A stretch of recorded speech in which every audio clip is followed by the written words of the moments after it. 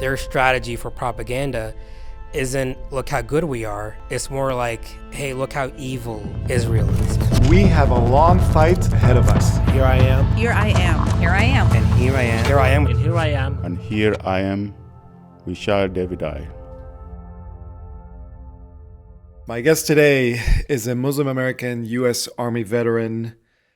He used to work at the Muslim-American Leadership Alliance. He's the founder and CEO of the American Peace Committee, has a blog on Times of Israel, leads Interfaith dialogues, initiatives, and somehow just a very optimistic guy. So I'm very glad to say here I am with Danyal Khan. Yeah, thank you so much, Shai. I trimmed my nose hairs to be here, so you can say I'm very excited. You trimmed your nose hair to be here? Yeah. We could get to that. But Dan, I'm going to start with the question that I ask every non-Jewish ally who comes on this show. Dan, what are you fighting for? Such a complex question. So I think we should be careful of people who say they have nothing to gain, because in reality, people have stuff to gain from having allies, from doing stuff outside of their communities, whether it's monetary, whether it's social media influence. As for me, I have a lot to gain. I have everything to gain by doing this. I do this because my wife is Jewish and we're going to raise our kids Jewish. And they're going to see me many years in the future from now, recordings of me doing the same thing, speaking out for them, speaking out for their existence, showing up where Jews are being discriminated against, fighting for them, fighting for people who right now are being visually, like actually oppressed in terms of being physically assaulted on the streets, discriminated against in academia. It's terrible. And when my kids see this, they see me fighting for them, however long in the future, I know they're going to be proud. They're going to say, wow, look at that. That's dad. Like, he has all his hair and oh my God, he's so cool. He's so young. He doesn't have wrinkles, but he's out there fighting for us. And just to imagine that in my head, it makes me really happy. It makes me like feel like I'm doing the right thing. That's why I do it. There's no right answer to this question. We could all be fighting for a million different reasons, but that is, I would have to say, a perfect answer, fighting for the future of what your kids will look at. And I'll get to that. There's a lot of things I want to get to, but I actually want to start in the beginning. Where were you born? When did you get to the U.S.? I was born in a small mountain village in Pakistan, somewhere along the border of Afghanistan. And it's impossible to find on Google Maps. I've tried a million times. My brother knows how to do it because he's been there more recently than I have. I was born there, no running water. Closest hospital is a day's drive, like a legitimate hospital with tile floors and elevators. It's about a day's drive. Through mountains, not even like get on I-95 and drive south of Florida. No, it's like treacherous mountain terrains, and there's YouTube videos calling those roads the most dangerous roads in the world. And I'm like, that's terrifying. And there were so many instances where, either I could have died at childbirth, I could have died shortly after from some preventable disease, but I was born in a tiny place in Pakistan. And I came to the United States when I was 3 years old. We originally came to Dallas, Texas.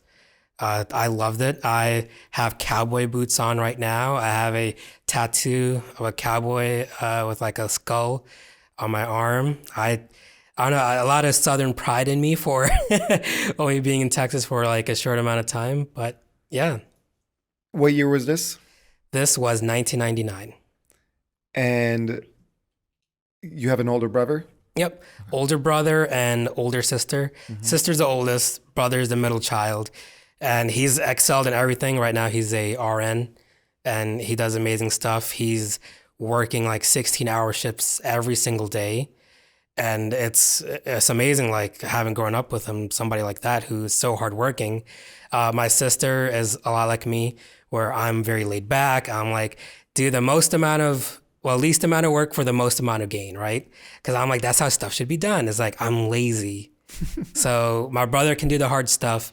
I'm going to take a little, chill pill and just hang out. I don't think you're lazy. And when people look at the things you've done, I don't think anyone would call you lazy.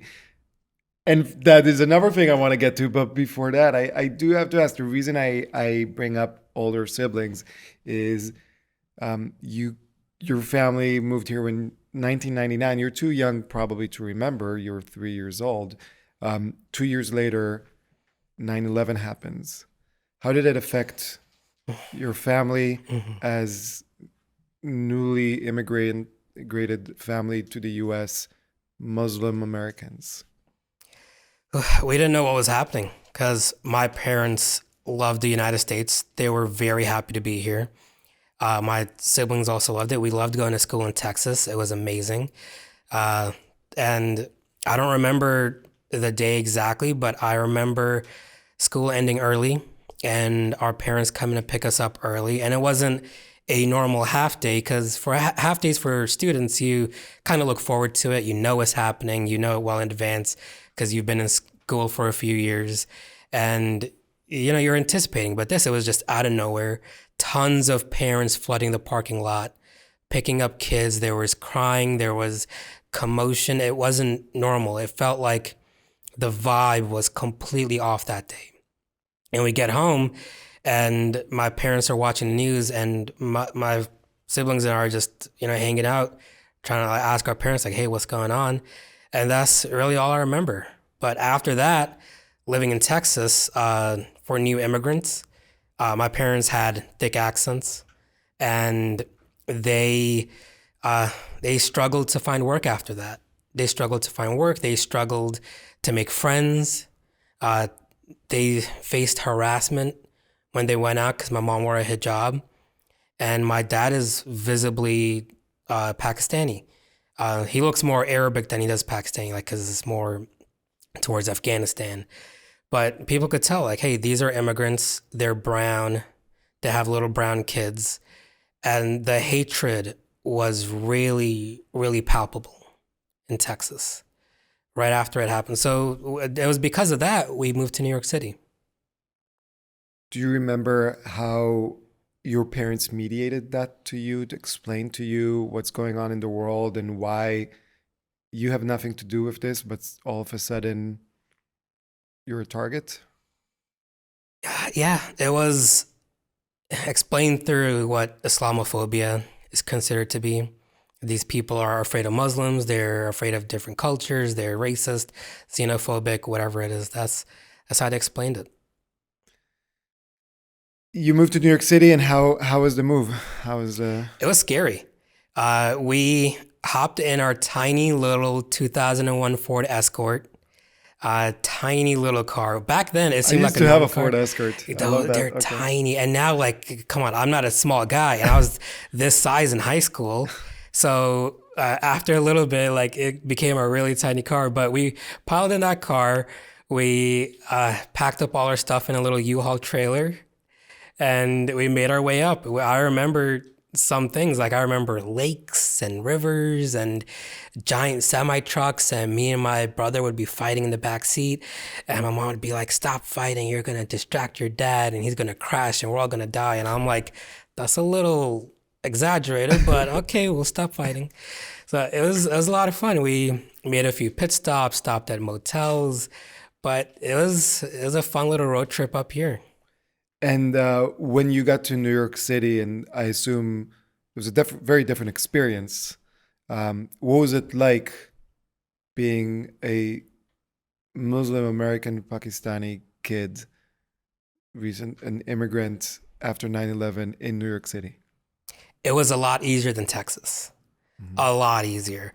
The mobility for a person to get around New York City, fantastic. As a kid, you could hop on the train and then you're in an hour, you're 10, 15 miles away from home. It's fantastic. Compared to if you're a 5-year-old in Texas, you can't get anywhere. And I, for the first time, saw other Pakistani kids because in my school in Texas, the only kids that looked like me were Mexican. And a lot of times other people thought we were Mexican and we'd be like, no, we're Pakistani. We just happen to look almost identical, like short. We'd have like little buzz cuts and yeah, little short brown kids. We looked pretty Mexican. And I was like, okay, cool. They look like me. But then coming here, seeing Pakistani, Indian, South Asian, whatever, I'm like, wow, like these are our people. They live in the same place as us. They live in apartment buildings. They live in houses. They're everywhere. It felt really cool. Yeah, it felt like home. And then you went to school, you graduated. At what point did you decide to join the U.S. military? So it was a little earlier than some people would think. I actually wanted to join the Army and like made up my mind when I was 13. 13? When I was 13. And I knew I couldn't pack up and leave my house and, just hop on a bus and join the Army then. But at 13 years old, I knew what I wanted to do was be in the military. And every country and every military has propaganda. Like the movie Top Gun. That is propaganda. And the U.S. Navy actually thanked Top Gun for extreme recruitment numbers. After Top Gun, the first one came out, giant spike in recruitment by the Navy. It was fantastic. But what is it? It wasn't just a simple movie. It's in part funded by the U.S. military. They received Department of Defense dollars to help make that movie. They receive airplanes. They receive training. They receive consultants from the military to help make that possible. So I, as a 13-year-old, in some way fell for that propaganda. What was the movie that you fell for? It was, I don't remember what movie it was exactly, but I played a lot of Call of Duty, unfortunately, like every kid back then. But it was just, at one point, it was just, I looked at just movies coming out and I was like, these are fantastic. I love these. And I was more so inspired by stuff from World War II. So there's my favorite book, Catch-22. Love it. Fantastic book. I related to it so much when I was actually in the military. But the movie for That's interesting because Catch-22 is a very critical it's very critical. book and film about any military, in fact. As it should be. I think we should be critical of the military. We should be critical of the government. Nobody's perfect. Nobody. Not the United States, not Israel. We shouldn't pretend that, as human beings and stuff created by humans and run by humans, can't assume that anything's perfect. But you still love it. With all its flaws, I still love the military. Right, because some people that be listening and if they haven't canceled you already and logged off, they would think like, oh, he's talking about propaganda. He's talking about Catch-22. He probably hates the fact that he was in the military. It's like, but right before we started recording, you talked about how you owe everything to the U.S. military and how proud you are. That's right. Walk me through that line of thinking. Yeah, so we have to be transparent. We have to be honest with ourselves and each other. Stuff that exists in media and outside in the world like that is propaganda. And when you see pro-American stuff, like the movie American Sniper that came out while I was in the military, went to go see it, and I saw it and I was like, this is propaganda. And my Army buddies were like, what do you mean? Like, you can't say that. It was an awesome film. I'm like, yeah, it was an awesome film. Bradley Cooper was fantastic. They have like a baby doll that's extremely fake, and it's like a meme now of how fake that baby is, because it's literally like a $10 doll from like Toys R Us, and then Bradley Cooper's like puppeting it, making it look real, but it's really fake. So yeah, it's propaganda. When we see pro-Israel stuff, even it is true and it's fantastic. We're seeing aid to Gaza, we're seeing help from Israelis, and it's fantastic. But at the end of the day, this is all propaganda. And there's a saying, it's like a little story. A KGB agent and a CIA agent were having a beer one day. And the CIA agent says, I love your propaganda, it's fantastic. And the KGB agent says, yeah, your propaganda is fantastic too, I love it. And the CIA agent goes, what propaganda? We don't have propaganda. And it's like the CIA agent is so like brainwashed as well that he doesn't know that the pro-American stuff that he's been fed his whole life is in fact propaganda. And it seems like a word that's a bad word, but it's not a bad word. It's just a label. We're not saying that propaganda is bad. It's just a label to describe a piece of media that's being put out there.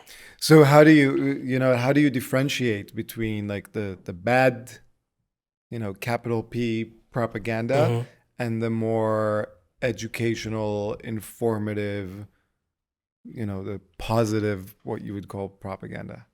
Yeah, if a piece of media is aligned to discriminate against somebody, discriminate or put down other people, to belittle people, that's something we've seen on the pro-Hamas side a lot, where their strategy for propaganda isn't as much as look how good we are. It's more like, hey, look how evil Israel is, or look how evil Zionists are, look how evil Jews are, look how evil the United States is. That's been their propaganda with a capital P. That's been anti-Semitic, hateful rhetoric that they've been pushing. Better propaganda is like, hey, look how fantastic we can do things. Oh, look at all these aid trucks that are moving somewhere. Look at all, the eyes we have on civilians that are being helped. That's a better way to show it. And I've seen the difference between Jewish media and pro-Hamas media, where one side, the Jewish side, is all positive, and it's all about empathy. It's about respect, being allowed to live without being hated, living in peace with other people, while the pro-Hamas side is all about kill, kill, kill, discriminate, and also look at us, we're the victims, help us, we're very victimized, but also we have amazing things. There's another thing, kind of going off topic. On Instagram, I came across a page for supercars, because I get like supercars and monster trucks on my Instagram. And I was like, oh, cool. This is a Nissan GTR from like 2022. And then I look at it, I'm like, it says this in Palestine. And then this supercar account is for car spotting in Palestine, specifically for cars that are more than $100,000. And I'm like, okay, you're showing one thing where the whole area is decimated, all of Gaza is destroyed, all Palestinians are dead. But then you're showing me hotels, and you're showing me luxury apartments, and you're showing me your fancy supercar and all your friends' supercars. That's propaganda. That person doesn't know what side to play, because they're saying, look at us, we're the victims. But also he's saying, check out my fancy car that most Americans can't afford. I would say like 95% of Americans can't afford a $100,000, $200,000 car to knock around. So yeah, that's propaganda for you. If someone hears like a clip of what you just said and, doesn't know who you are, makes assumptions, you have a beard, you have like a Star of David and the Bring Them Home dog tag, they'd say, okay, typical Jew, talking about how, quote unquote, the other side is bad, horrible, etc. But then if someone does know that you're not Jewish, you're a Muslim-American U.S. Army veteran, what is the reaction to someone like you within your community? The reaction is, oh, that person's not Muslim. That's the first thing they say. The Instagram comments, if somebody on the street say in Brooklyn saw my videos, and they would just say, oh, he's not Muslim. He's not actually Muslim. He has tattoos. He's probably been here his whole life, and he doesn't know what he's talking about. He's not actually Muslim, despite the fact that I eat halal. I pray 5 times a day, especially when I can. If I can't help it, you can't help it. You make up for it in other ways. But I do everything that makes me a Muslim. I don't drink alcohol. And I do more things as a Muslim 365 days a year than people who call themselves Muslim do in Ramadan, which is like the holiest month, which is happening when this is being filmed. They say they're Muslim, and then this is the only time of year where they actually do Muslim stuff. I'm doing it the whole year, every single year, for most of my life. So just because I speak a different way or I have different opinions, they're very quick to say that's not a Muslim. So Why do you think that is? It's really toxic culture. It's the culture behind it. There's the metaphor crabs in a bucket.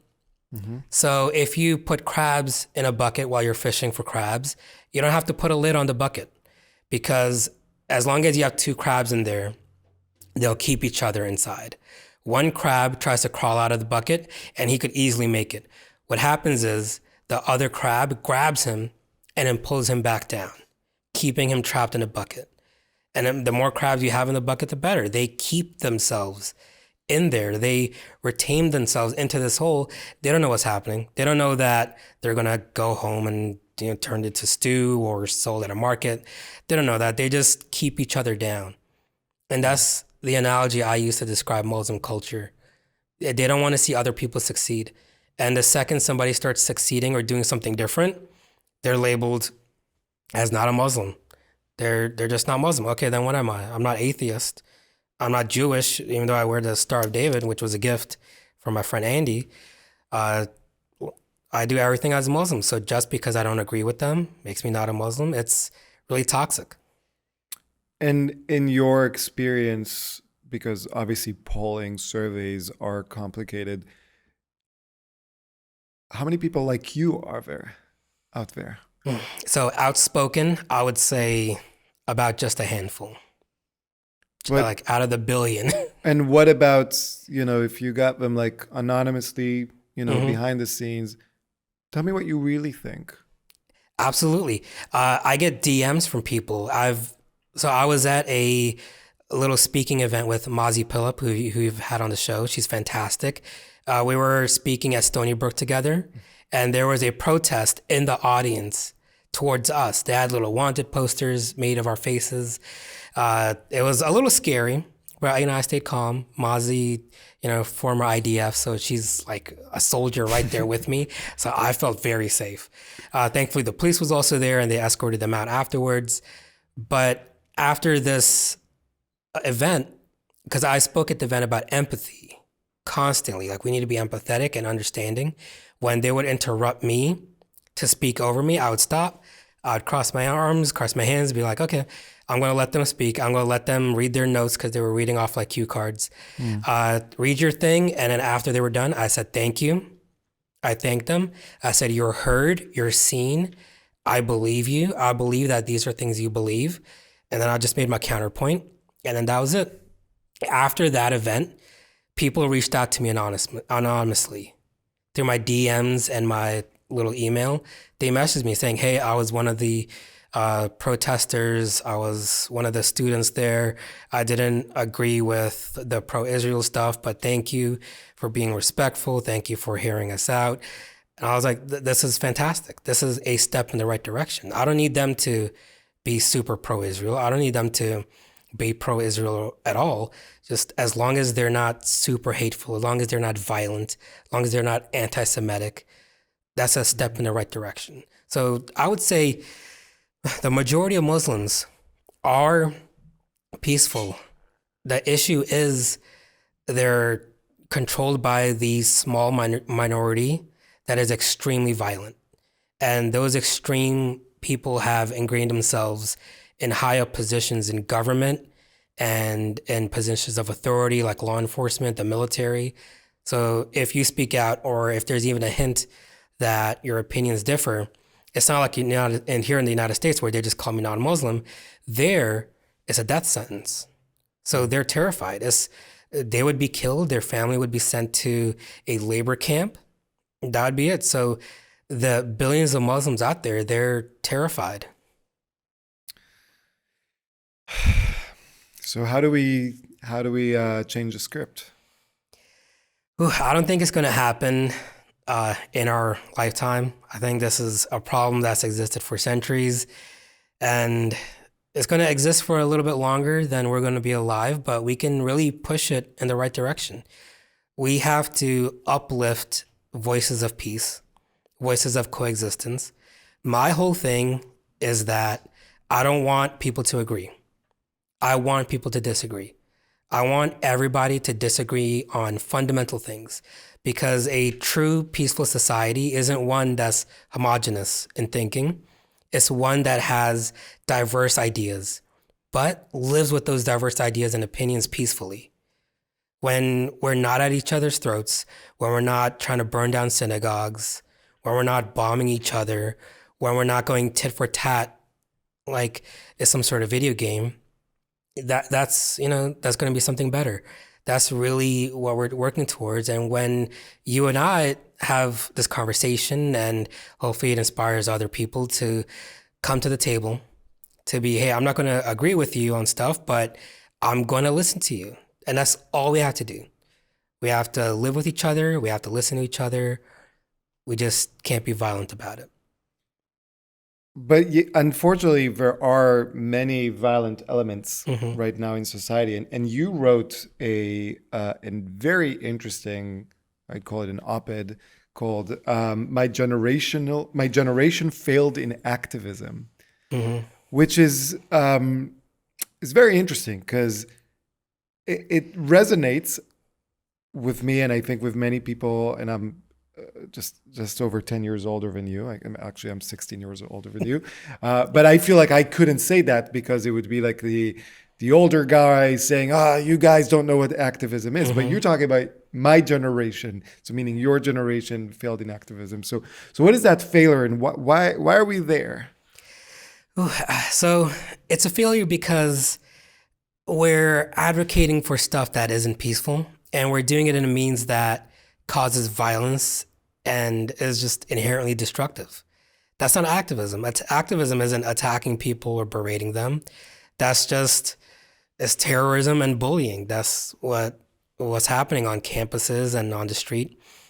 I hope that we can move past that to actual activism where, we have to file permits. We have to get permission to be on the street, having actual security there to stop extremists from doing things.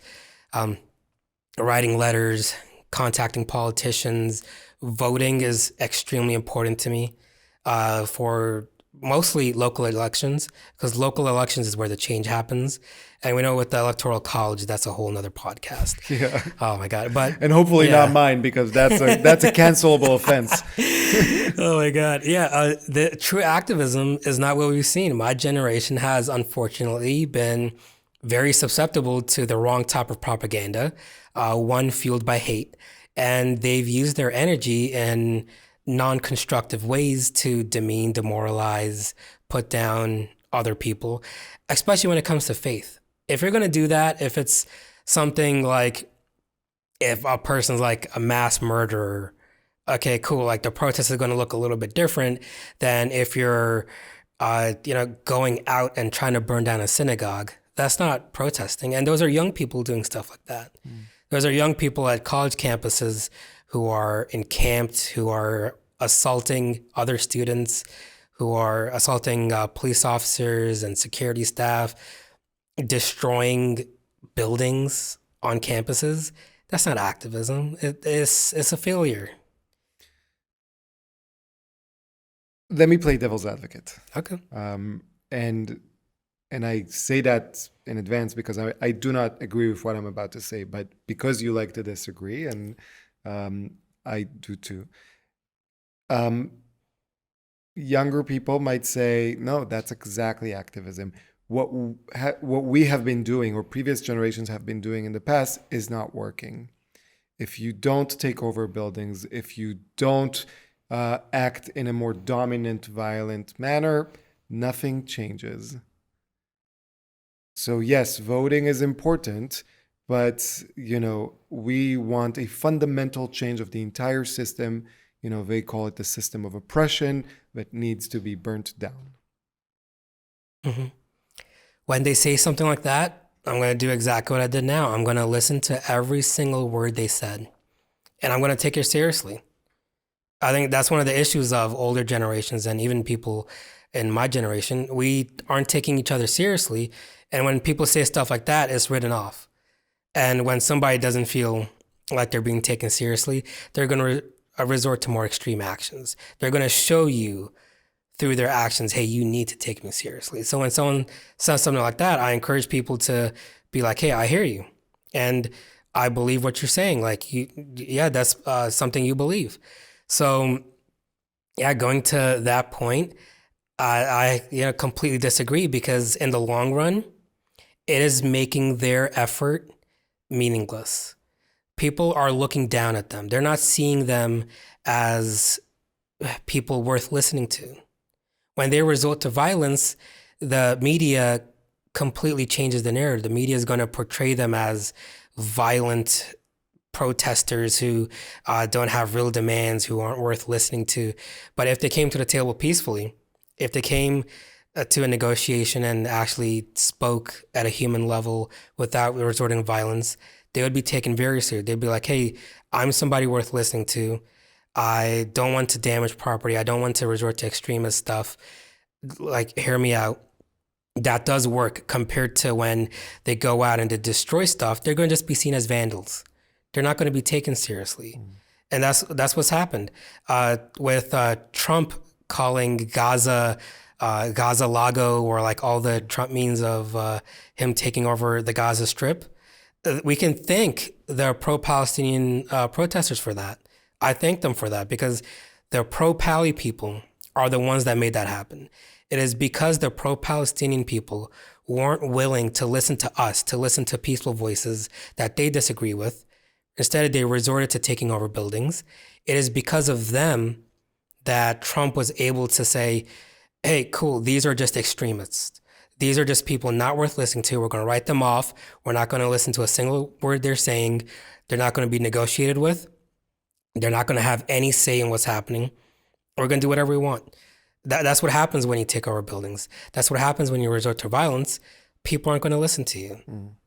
So, yeah, I mean, the reaction to extremism from one end is an extremism from the other end. I think there's another thing that might be going on, which is, at least in my experience, even when they do pretend to engage in a more peaceful manner, there is this feeling that if you do not agree with every one of my demands, then you are not listening to me. Whereas the disagreement can there's no space for disagreement. There's no space for me to say, you know what, I heard your arguments and I refute them. Some of them, all of them, many of them. Accept some of your demands or requests, but not others. But the problem is that it's almost like an all or nothing. You accept everything, you'll divest, you'll do whatever we want, or we'll keep fighting till the end.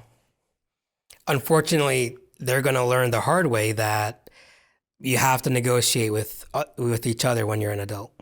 When you're an adult, you can't just have everything your way. So on my drive here, I wasn't allowed to just knock people off the road. I had to let people merge. I wasn't able to just cut people off all willy-nilly.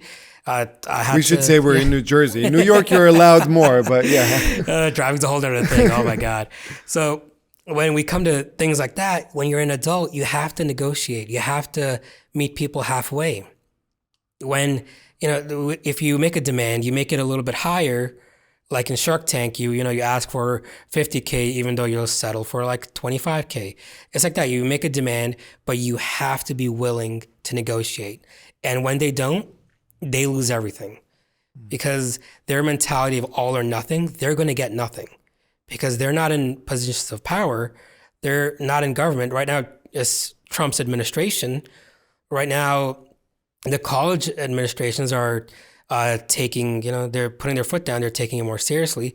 These people are going to lose everything because they didn't negotiate, because they weren't willing to say, hey, we'll give you a little bit, we'll take a little bit, tit for tat. It works like that in real life. So they're going to learn. So now I feel like I know why you founded American Peace Committee. Now I want to get to what is American Peace Committee? What do you do in the organization? What's your goal for it? Yeah, absolutely. The American Peace Committee, I founded it because I was seeing with the organization I worked at, Mala, it was very Muslim-centric. They wanted to focus more on Muslims. And I saw with Jewish organizations, they just do that, but with Jews, they're focusing on their Jewish constituency. And you do that because it makes sense. That's where you get the donations from. That's your population. Those are the people that support you. So you're going to do that. So I wanted a middle ground. I wanted a middle ground where it's not tied to a religious ideology or political ideology. With American Peace Committee, the only thing that you have to be is American, if that, because I want to have ambassadors all over the world for American Peace Committee. I want to have my friends in Saudi Arabia who are very pro-Israel, my friends in Morocco who are Muslim, very pro-Israel, very pro-America. You just have to be pro-America, which does not mean pro-Trump or pro-Democrat. It doesn't mean any of that. It just means you love this country. It doesn't matter if you're black, white, Hispanic. It doesn't matter if you're Muslim, Christian, Jewish. You're an American, and it encapsulates everything you are. It covers on a broad spectrum different ideas, different groups of people, and my hope is to bring them together. So, and what kind of work do you do or plan on doing? So right now we have like small events through Long Island that we've done, tiny little things. I'm growing it slowly because I don't want it to be too much for me to handle. And during recording, in time of this recording, we're working on getting our 501c3 status so that we can be tax exempt, so we can do even more work and expand. I'm hoping to really use this to have people come to the table, like we've been trying to say, to bring their ideas and their beliefs, to know that they're heard, that people will disagree with them, but they're not going to ostracize them. And what has been the reaction? It's been fantastic.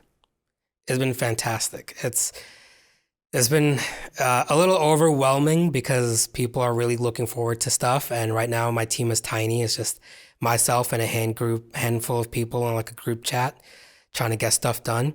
But people love it because when I talk to my friends who are very liberal, those are the exact same ideas that I want in American Peace Committee. When I talk to my friends who are more conservative, I'm like, hey, these are the same things I want people on the left to hear.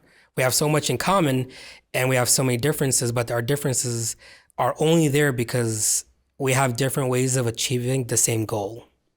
We want the same goal, which is a better America. We just have different ways of getting there. Mm-hmm.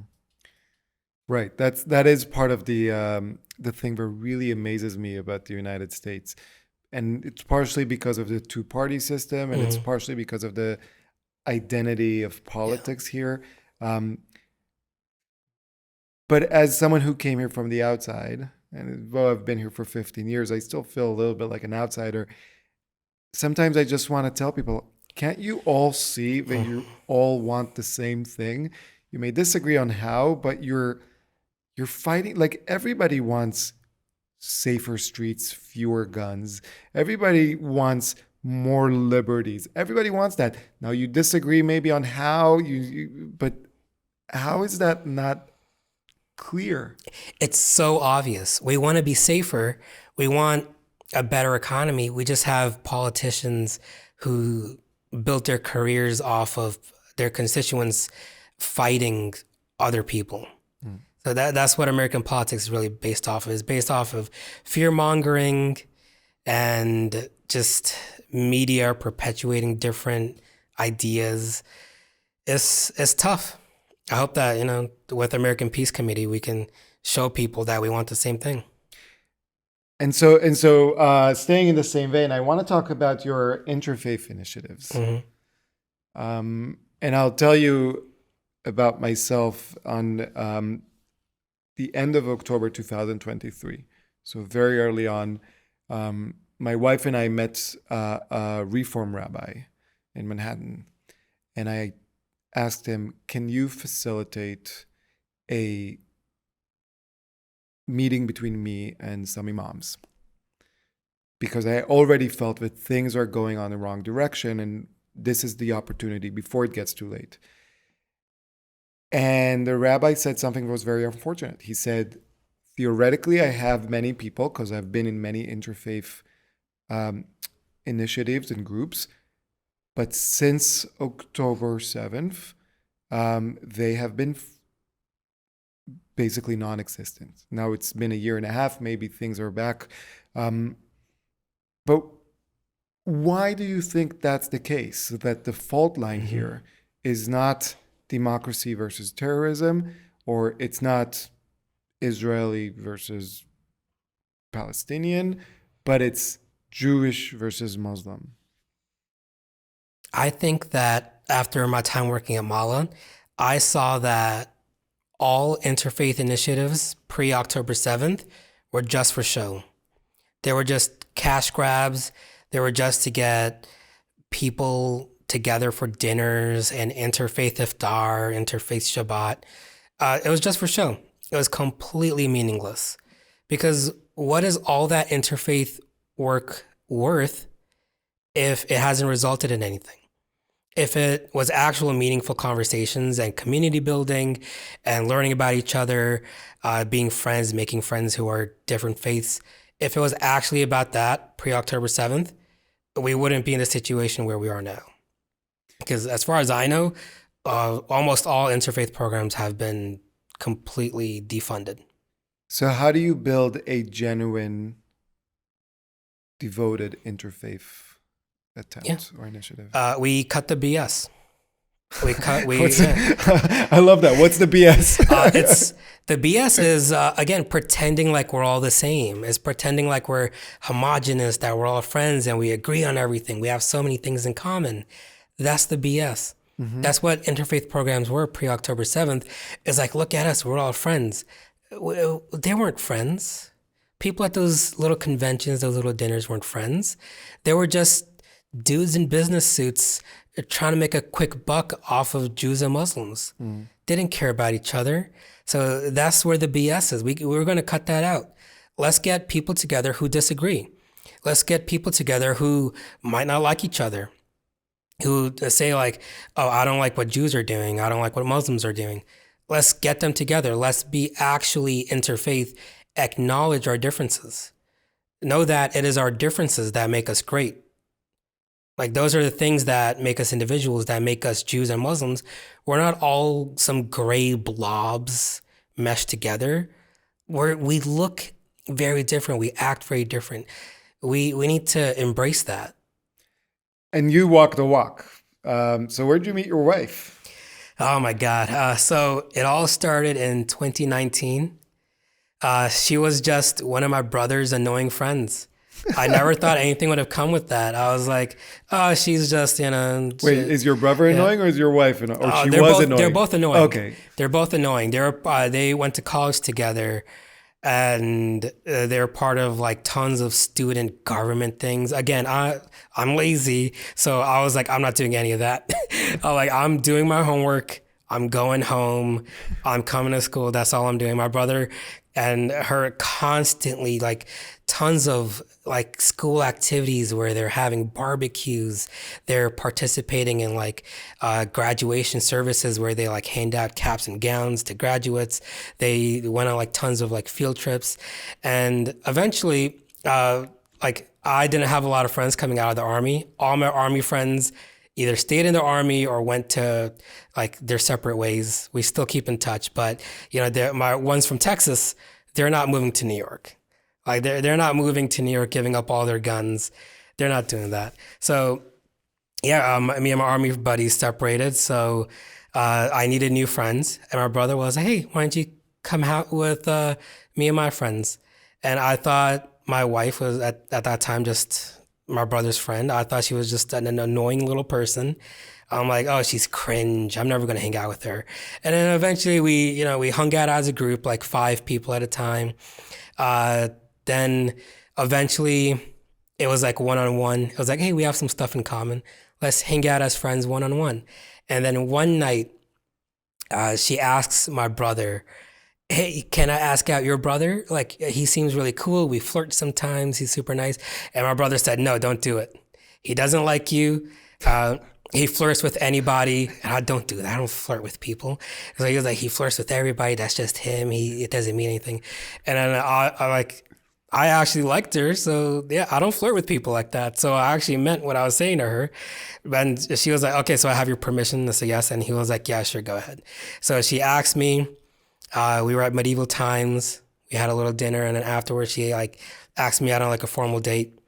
I said, yeah. Yeah, it was fantastic. And was it ever an issue that she's Jewish and you are Muslim? Not at all. Now my family's very accepting. Her family's very accepting. I got very, very lucky.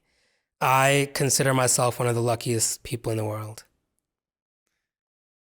And you don't have kids yet. Not yet. Not yet, but we're And planning it. And you're planning. hmm Have you talked about how do you negotiate that interfaith dialogue? Oh, my goodness. We're going to raise them predominantly Jewish, as that's just what I believe. That's what I think is right. But they're going to be raised culturally, both Muslim and Jewish. There's some fantastic cultural aspects of Islam that, I want to bring to the table, that I want to show them, like, hey, look, this is Eid, this is Ramadan, like, not force them into it like I was when I was a kid. I was really forced into doing that stuff against my will. So just, show them. And if they pick a different direction, that's okay too. I think that sounds perfect. That sounds like, why can't we all? I don't know. I think it's just I'm high on openness, and so is my wife. We're very transparent with each other. We're, very secure. We just like hanging out with my best friend. Now, I want to ask you a question that is related, and when I get a version of this question, it really depends not so much on the question itself, but the intent behind the question. So I want to make sure that you know that the intent is curiosity and true like openness and care. Because a lot of people ask me, is anti-Semitism really that bad? And if I say yes and I explain, then they ask, what can we do? So I want to ask you, is Islamophobia right now in the U.S. or in the West really that bad? And if so, what can we non-Muslims do? So I started out my activism work by fighting Islamophobia. I was taught since I was a little kid that Islamophobia is the worst thing ever. Everybody is Islamophobic. People hate Muslims for no reason, apparently. I was told it was for no reason. Like, they just hate us because they're bad people. And, I was very keen on helping out where I could. And as time went on, I saw that Islamophobia wasn't the real issue. So there's things in Islam and Muslim culture that are problematic. And criticizing Islam is not Islamophobia. Criticizing someone doesn't mean you hate them, doesn't mean you're scared of them, doesn't mean you want to ostracize them. It's good to criticize people. That's how we improve. When people criticize the Prophet Muhammad, when people criticize specific passages in the Quran or hadiths, they're labeled as Islamophobic. It's like, oh, you're just a xenophobe, you're Islamophobic, you're a terrible person. How could you do that? No, it's just they're asking questions. They want to know the answer to these things, so they're genuinely asking, and then they get shunned. They're like, hey, no, you're a hateful person, go away. And while Muslims are not a minority in the world, they are a minority in the United States, and they have used that to their advantage, which works because it's like, hey, I'm a minority. You're discriminating against a minority because of my beliefs. Well, if I want to ask questions about specific things that seem problematic, if something seems violent, if people are behaving a certain way, if I have questions about the Prophet Muhammad, his behavior, who he married, we should be allowed to ask that stuff without getting in trouble. So I saw that Islamophobia wasn't what it was made out to be. It really relied on Muslims being a minority in America. But at what point does it cross a line, if ever? I assume there's a line. Yeah, because there are people like my family experienced moving out of Texas. People were Islamophobic. 9/11 had just happened. They thought anybody with a Middle Eastern sounding name was a terrorist. And as a kid post 9/11, I grew up with everybody calling me a terrorist as a joke. Like that's just something Pakistani and Middle Eastern kids grow up with because, kids like joke with each other. They call each other names. That was like their go-to. Even in the army, my like army buddies would say that, but I never take it to heart because I know there are people that actually mean it. They're not going to say it right to my face. The people that mean like you're a terrorist, they're not the ones saying it to me. They're the ones saying it at like their little private dinner. They're the ones saying it while they're passing laws. My friends who are teasing me, calling me a terrorist, they're not the ones who actually have something against me. They're just having fun. Oh. But I'll tell you something, and again, we're treading on shaky ground, but it's important that we talk about these things. One of the arguments coming from a lot of campus organizations right now around the country is you call us terrorists, sympathizers, terrorist supporters, whatever, spreading terrorist propaganda. You're calling us that because we are Muslim and or Arab. That is prejudice. That is Islamophobic. I would never want anyone to feel like I am targeting them for who they are, for things beyond their control. What is your reaction to something like that? Yeah, I think more than one thing can be true at one time. That's the thing about living in this world. It's not black and white. There's gray areas, and somebody can be Muslim and support Hamas. And we've seen tons of evidence of that on social media where people on campuses are not just saying free Palestine or I'm for Palestinians, they're regurgitating pro-Hamas rhetoric. There, some of them are actually saying that they're pro-Hamas on camera, and they just happen to be Muslim. Some of them happen to be Muslim. A lot of them aren't Muslim. A lot of them are just college kids who think they're doing the right thing, who are, in their minds, helping minorities. But they're on camera, recorded all over the internet for everybody to see, being pro-Hamas, not just pro-Palestinian, because I've met tons of Jews and Israelis that are pro-Palestinian, that want Palestinians, that love Palestinians, know a lot of Palestinians, want Palestinians to succeed in every aspect of life. They're just not pro-Hamas. So there's tons of people like that who are pro-Palestinian, but not pro-terror. They're not pro-Hamas. They're not anti-Israel.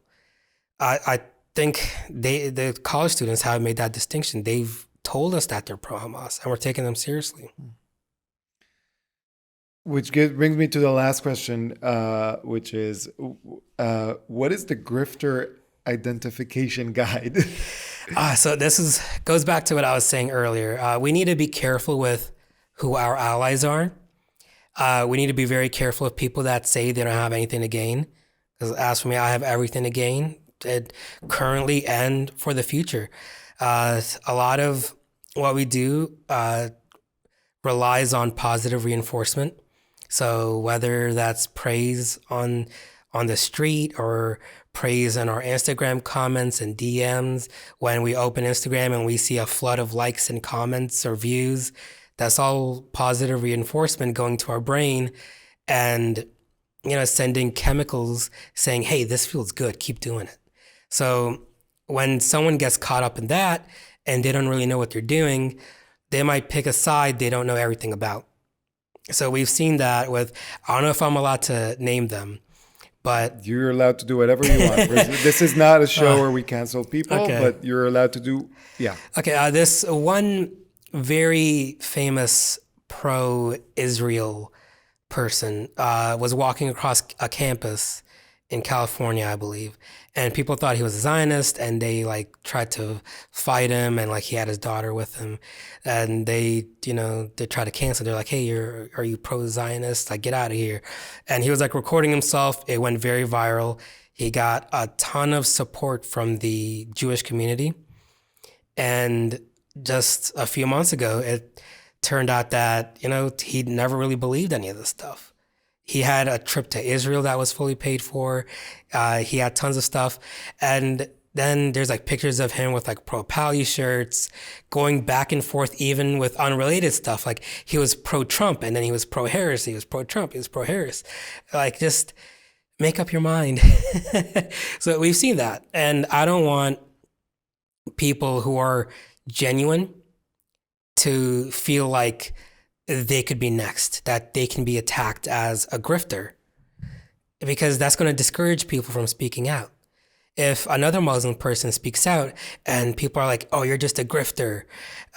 People at the little protest against Mazi Philip and myself, one of the ladies was calling me a grifter. And then I was just like, hey, you got to make money somehow, just as a little joke. But like, they're going to call you a grifter. And if you can't take it, a lot of people don't have thick skin. A lot of people take these words really true to heart and it tears them apart. They're like, I'm not a grifter. People are calling me names. I'm so sad.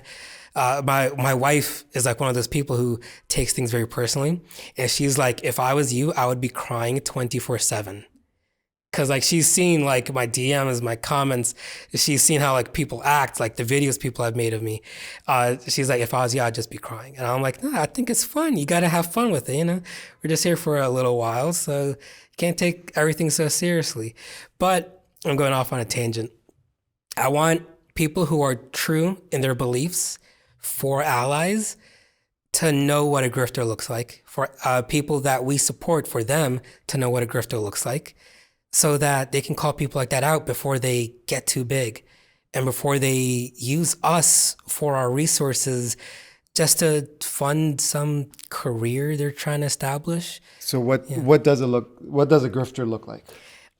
It looks like they, for some reason, love GoFundMe. Like even to be fair, we do use GoFundMe for this podcast, but that's okay. That's different. That's different when you're an established, very credited person doing something in like an amazing place like this. That's very different compared to when somebody comes out of the woodwork and doesn't have a plan, doesn't have a team, doesn't have any resemblance of what's going on, and they're immediately like, oh, I have attention, boom, GoFundMe. Like that's what we saw with the other person. He had several GoFundMes active accepting donations from Jewish people. That's one of the things of what it looks like. It's just to fund him buying a car or rent money, stuff like that. That's not fruitful. That's one of the things where it looks like. It also looks like easily persuaded into things. So their moral convictions aren't very straightforward. They're not on the straight and narrow. They're very wishy-washy. They're all over the place. As we've seen, if someone says they're pro-Israel, yeah, they don't have to be 1,000,000,000% pro-Israel. Israel makes mistakes. You should be allowed to criticize them.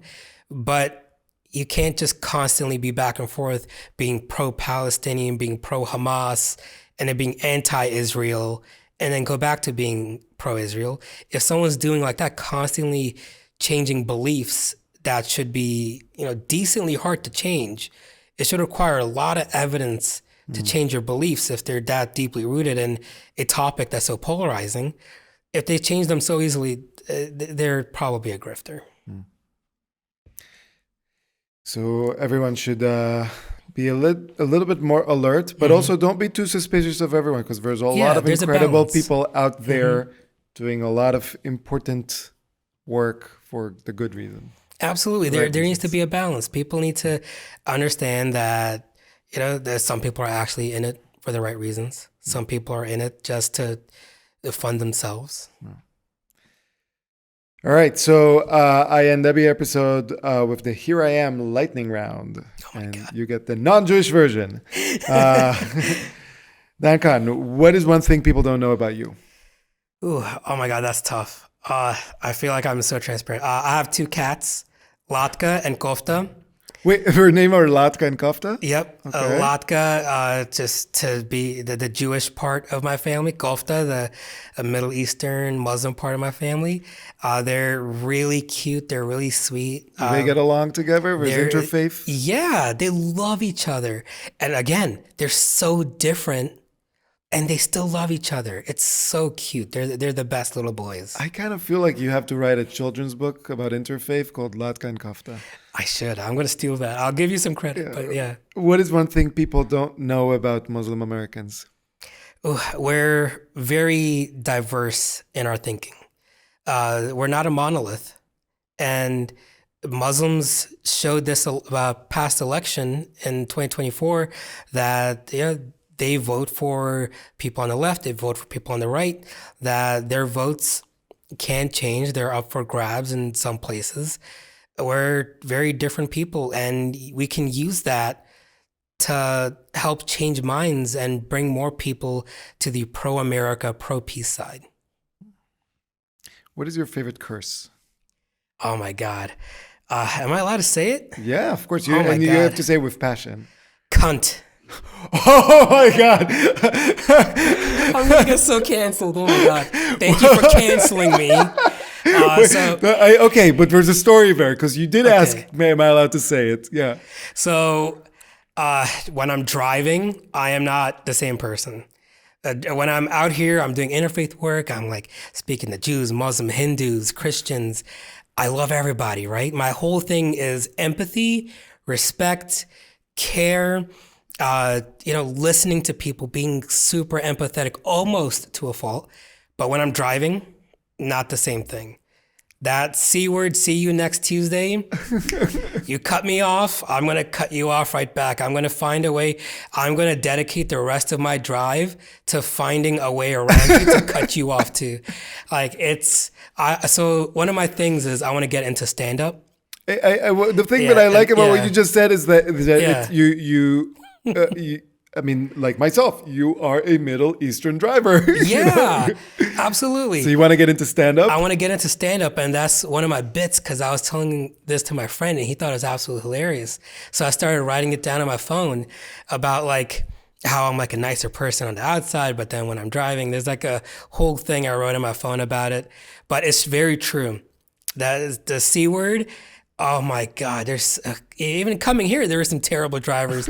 I was cut off by a dump truck. I was going the speed limit down whatever road comes here from the highway, and a dump truck gets in front of me. And I'm like, there's a billion lanes to get into. And he chose to get into the lane of the person going for legal purposes, the speed limit.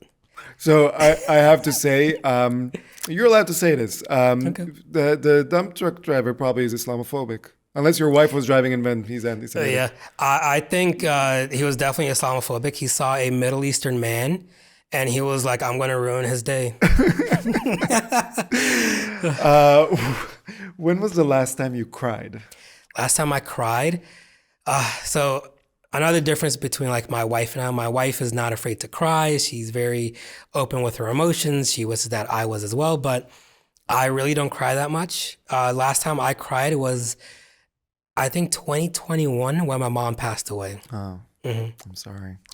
It was a rough time, and that was really the last time I cried. I haven't cried since. Also, another thing, I don't throw up. I can smell the worst thing. I can eat the worst thing. I don't cry and I don't throw up because I'm not a baby. But yeah, like I don't get nauseous or anything. It's just the two things I don't do. I don't know. I just don't cry that much.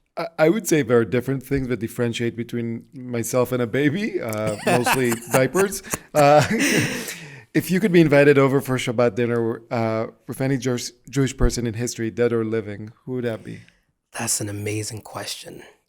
I would say my wife's grandparents. They passed away like 10 years ago, so I never got to meet them. And they sound like amazing people. And I say that God takes the people that you like most first. So my family, we loved our mom more than my dad. Like, sorry, Dad, but yeah, we loved her. She was so sweet and kind and cute and nurturing. But, she was taken first. And it's like that with Jocelyn's grandparents on her mom's side, her Baba and Dieda. They were taken first, unfortunately. They were a little bit older than the grandparents on her dad's side. They weren't in the best health, and it eventually caught up with them, and she lost them. And I wish I could be there, like all of us, like the grandparents on the father's side, the mother's side, the mom and dad, me and her, like even Lak and Gulf, to bring them into like a whole giant family Shabbat dinner would have been so nice. I've been to tons, like more than 100 Shabbat dinners with my wife's parents and grandparents. So Nice. it would have meant a lot to me. What is your favorite holiday? Christmas. I love Christmas. This is I have to say, it's so on brand. You're Muslim, your wife is Jewish, and yet you love Christmas. We love Christmas in our house. My wife and I, we never had Christmas trees growing up. Raised Muslim, raised Jewish. No one had a Christmas tree. So when we moved in together in 2020, one of the first things we did that year was buy a Christmas tree from Costco. And it lights up, it does everything. We keep the cats away from it. I love Christmas. I loved Christmas movies as a kid. What's your favorite one? Favorite one is The Last Action. No, I'm saying Last Action. That's another Arnold movie. What is it called? It's an Arnold movie. You're supposed to say Die Hard, but... Okay, Die Hard's good too. It's an Arnold Schwarzenegger movie. I almost said The Last Action Hero, but that's a different one. I don't remember the name of it. But it's an Arnold Schwarzenegger movie where he like forgets that it's Christmas Eve and his son wanted an action figure. And it's very run-of-the-mill, low budget, low quality Arnie movie from like the 90s. It's so Christmas. And looking at it as an adult, I'm like, the set for like that movie, terrible. The acting, except for Arnold, terrible. But it just makes me so happy. It's so nostalgic. The acting, except for Arnold, terrible. I don't know if that's going to hold. What is your least favorite holiday? My least favorite holiday? Oh my God. I would say New Year's. When do you feel safest? I feel safest when I'm with my family. When do you feel least safe? That's an interesting question because I never feel super unsafe. Even when I was in the military and I was doing security operations or I was up for like 36 hours straight, it's just, I think that's a fault in my brain because I need that for survival purposes. Like evolutionarily, I need to feel unsafe at times to live. And people have evolved to feel that way. But trying to think about it, and I just really can't think of an answer to give you. What gives you hope? People around me give me hope. I don't get hope from Instagram comments or stuff like that. It's when people show up in person. I went to a counter protest in Brooklyn like 2 weeks ago. Tons of people there, and the pro-Israel side was amazing. We were dancing, we were laughing, we were like jumping up and down, singing. It was fantastic. That gave me a lot of hope. I like that. Finally, every episode I urge the listeners to donate to one charity that does good in Israel, the Jewish diaspora, or the world in general. Where would you want people to donate to this week? I'm not sure. I would say this podcast. Like, absolutely. We need more conversations like this where, you have somebody come in and we talk and listen to each other, we get to know each other. This is fantastic. I would say donate to this podcast. Thank you. I'd say so too. Dan, where can people find you? They can find me on Instagram at It's Dan Khan. It's Dan Khan. So yep, it's Dan Khan. Normal spelling. ITSDANKHAN. Oh, underscore between it's and Dan. You see? But okay. That's it. ITS underscore DANKHAN. That's perfect. Yeah. Instagram, and I think that's really it. Yeah. Where can we find American Peace Committee? American Peace Committee is also on Instagram. It's APC_US. All right. Well, it's been a real pleasure. Make sure to invite me to your stand-up gigs. Yeah, absolutely. And more important, to your interfaith meetings. I'd love to come and disagree. Of course, yeah. And I'm just happy to say, here I am with Dan Khan. Thank you so much.